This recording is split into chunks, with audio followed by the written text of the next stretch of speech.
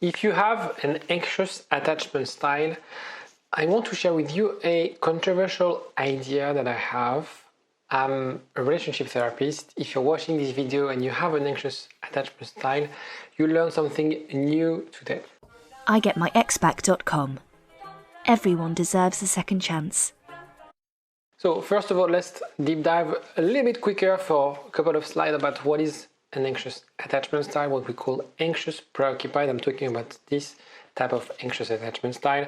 So developed during early childhood experiences with this strong desire for closeness in relationship. We really crave the connection and being with someone. It's essential for us to be with that person. And by doing that, we fear and we scan for threats, making sure that our partner is available and having this fear of abandonment. The idea that that person might leave us if they have the possibility to leave us. And so there's also this element, some people who have an anxious attachment style feel this need for validation, to be reassured. Do you love me? Are you happy with me? All these elements of people really craving this connection. Of course, the result is that very often anxious, preoccupied people, they are very sensitive to their partner's actions and mood.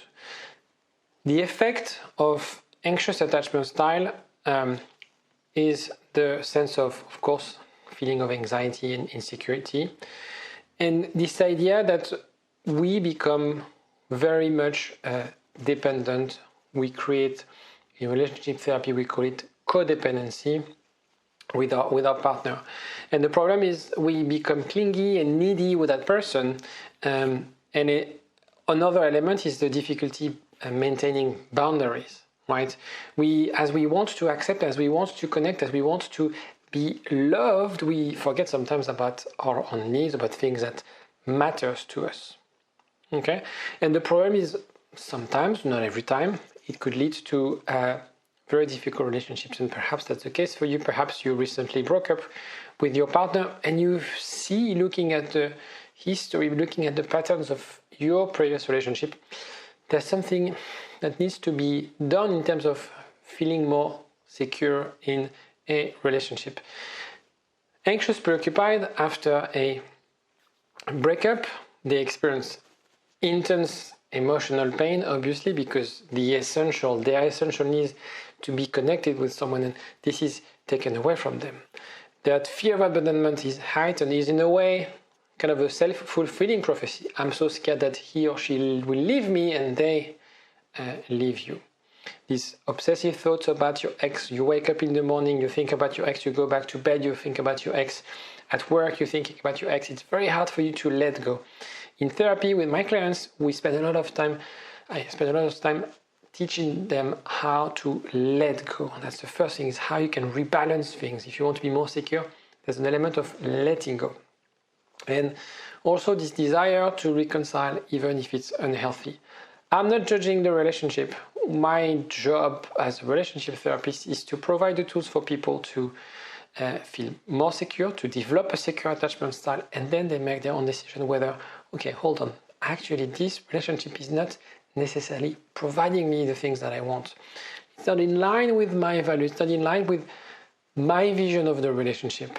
And sometimes we have unrealistic expectations of the relationship, and that's the whole point of developing a secure attachment style, is finding the right balance. But if in exchange, as you work at developing a secure attachment style, your partner is not sort of making any effort, you can draw your own conclusions. And an element of self-worth is something that my business partner Elizabeth is amazing with, is how you can focus on building that confidence, reframing your self-talk. Sometimes we are very negative when we talk about ourselves.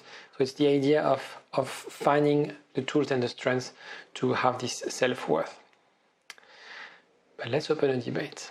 And I want you to participate in the comment section. I would like to know what you think about that. I'm not sure. I think I'm not the only one. I don't think it's something that you will see very frequently or broadly online.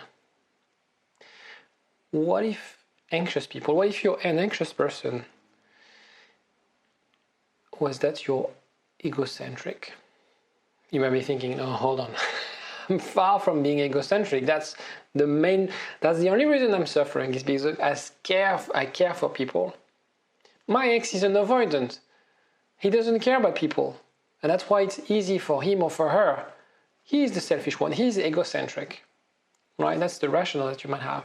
I want you to challenge this belief for a moment. Not that your ex is not egocentric, but maybe you are egocentric. Let me explain.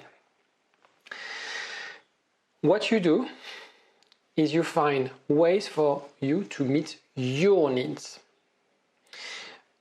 Let's look at let's look at Freud. The ID dominance. This desire to be close to someone, which means that you prioritize your need, right? I want this person to be close to me. This is what I want. I want you to call me every day. I want you to text me when you come back. I want you to spend time with me on weekends. Okay, regardless of what you want. And it's in a way, help me, in a way, your inner voice asking, help me address my insecurities. I need you. Okay? Second element, the need for reassurance. It's very similar to the inner child, or the trauma bond. Seeking attention, constant attention. Do you love me? Are you happy with me? All these things, it's very similar to what a child will do with their parents. Are you proud of me? Can you see my value? Please let me know. Help me feel important. Those elements are very much egocentric elements, if you think about that. If you think about those things, it's just like what it is to be egocentric, is to understand that there's only your need, there's only, what can I get from others, what can I get from the world, okay? It's okay to be self-centered. I'm being provocative. What I want for you to understand is sometimes we feel, I'm anxious, I'm a people pleaser, and so on and so forth. I would like to challenge you that actually, in a way, you are egocentric, and at the same time, being a bit more self-centered is the solution. It's about finding the balance. The energy now is not directed in the right direction. The way to feel better after breakup is to be self-centered. The reason it's so hard for you is because, as we discussed, you're obsessed about getting back with your ex. You're obsessed about the what if, about the I should have, I could have, right? But in a way, what you're doing is that you are trying to get your needs met by your ex. So the idea here is to be self-centered, to be egocentric, without needing a proxy, without needing anyone to fill your needs, to fill some sort of void or gap in your emotional well-being.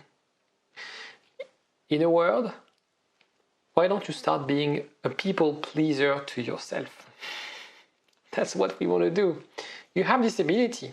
The problem is that you built this idea that I need to please people because I want in exchange, them validating me, getting the attention.